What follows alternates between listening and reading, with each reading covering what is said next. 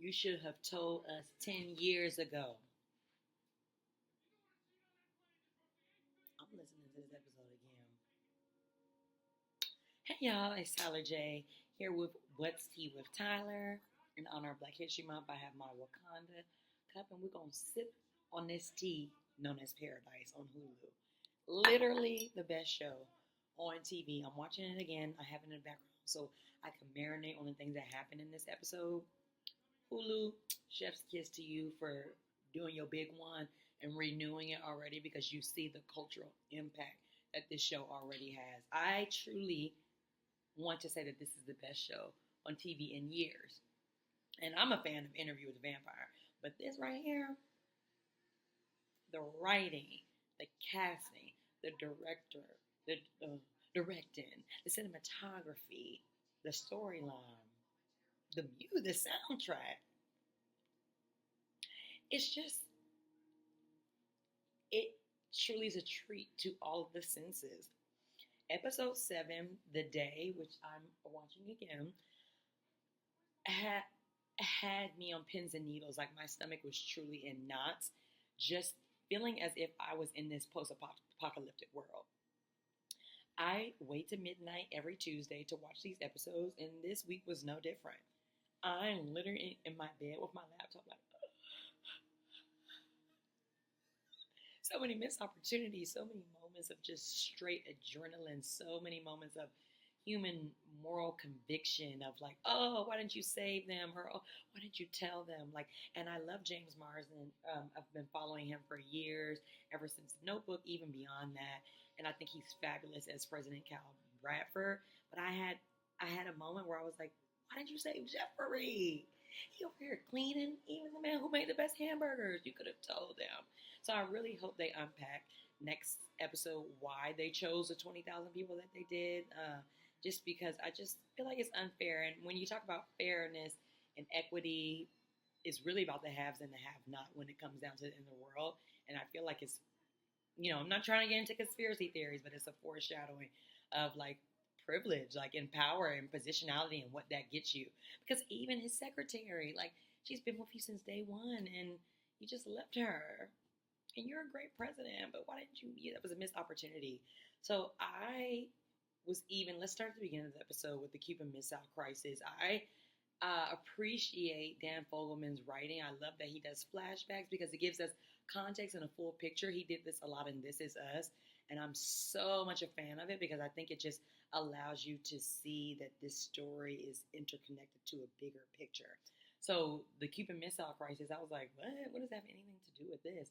But seeing how at the end the president uses the blue code for the kill switch and ultimately sets the country back 500 years, but really tries to save everyone, right? And I know that was ultimately his goal, but Sinatra has a narrative of save us. Don't worry about that. Just send out the, do et cetera, et cetera. But he's like, I want to just preserve life. And if there's an opportunity that we can keep some semblance of a life for these people, I'm going to do it and hope that they find their way to us in Colorado. So he gained some points back when that happened because I get it. That was a tough call to make, but it was the right one to do because as you can see, there's communication coming in from people in Atlanta, like Dr. Terry. So I have been telling people that I knew she was alive. I knew she was alive because I'm like, it's just giving, it's not finite like that. I read something today that says she's a doctor for the CDC, so I knew she was somewhat of an antithesis to Sinatra. So she's working probably on some type of virus or like, just I know she is doing the good work to make sure that people after this cataclysmic event happens, that she's right there. And what a perfect person to have because she's not with the... Okay, so I can't wait for her and Sinatra to meet. I don't think we'll have that in this season, but I definitely think we'll find out who killed the president. I think Xavier will get some answers about Billy. I just think so. I'm curious to see how they wrap up episode 8 with a nice, pretty bow. There's so many questions going on in my mind. I honestly, y'all, think that the person who killed the president is connected to one of his staff members. And I think it's his secretary or his whoever that is who kept saying, you said you were going to save my son, like save my son. I think it's her son. Because if you remember, it's a male build with the jacket, that jean jacket on. So I'm like, why would they keep saying his name in this episode unless it was him, you know? So, y'all don't know. So I really think, going back to who killed the president, I think it's somebody connected to someone that he didn't save. Because they said that the DNA, when he did wipe the DNA, if you saw the preview for the next episode, he wiped the DNA on his cigarette pack, and it wasn't somebody who was down in the bunker. So I'm like, it's somebody who you let down. And unfortunately, the haves and the have-not, I truly am just so hurt that they only had 10 days, but they truly had 10 years to make decisions for the whole country and could have prepared everyone for something of that magnitude, y'all. When that sonic wave hit that 20-story building and that thing hit her face and then she started bleeding, I was like, oh my goodness, the sound effects, like the visual effects of that tsunami coming in was just like, if this is what it's going to be like, oh, please take me to Colorado. Okay. What do I have to pay to get on the flight? All I know is this episode really showed me the frailty of humanity when it comes down to those final moments of what people are willing to do, the cost they're going, the lengths they're willing to go to preserve self. Like, I saw that a lot, and I was so surprised at Robinson for shooting that man. It was just his third day at work.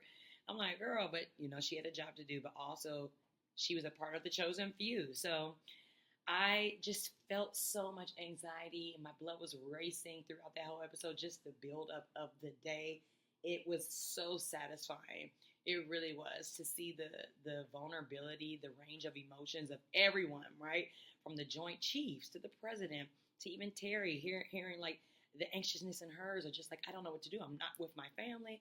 I felt so much for her. She stole a car. She was trying her best to get to her family. And I really hope she gets connected to them, y'all, because she deserves that. I love to see Hulu. Thank you for centering a Black family in this story. We love to see Black stories. It's not a Black story, but it's Black characters are essential to the story. And that means so much to see them in this light of a strong family man, but also someone who is just really conflicted on how to continue to move forward when everything has been taken from him, his sense of normalcy, everything. Which makes me think about this lady and these cheese fries. This therapist is connected to all of this in some greater way, y'all. You know what I'm saying? She's not just the co-creator of, what she call it, the psychological constructor of happiness. I don't know. But I also know you guys, it's something that you know. It's something that you're privy to. She talks about Sinatra unraveling in the next episode, but I'm like, you're not unraveling. That's a problem for me. Because you got a piece of my man in the shower, but what else did you get a piece of in a pie? In a proverbial pie, what piece did you get? So I'm curious to see how all of these things unfold, y'all. So with so much meat and potatoes, with such a good show from start to finish. I'm really just so grateful that I'm alive in a time where a show like this is on television.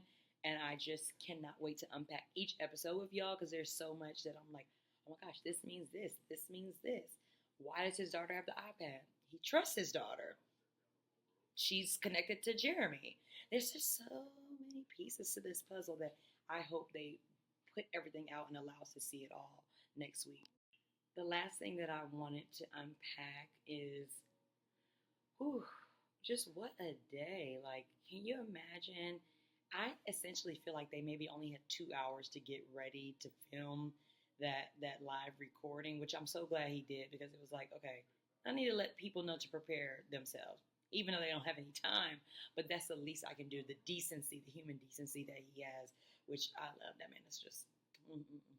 But I'm thinking about the timeline and how they had all these years to prepare, but when it happens, like, they had to just go into go mode, and everybody rose to the occasion. I just felt so bad for the people that were left behind.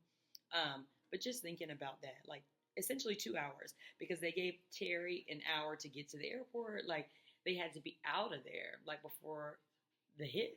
And I just am like, oh my gosh, can you imagine? Like, they got their kids there on time, everything. But this was truly such a good episode.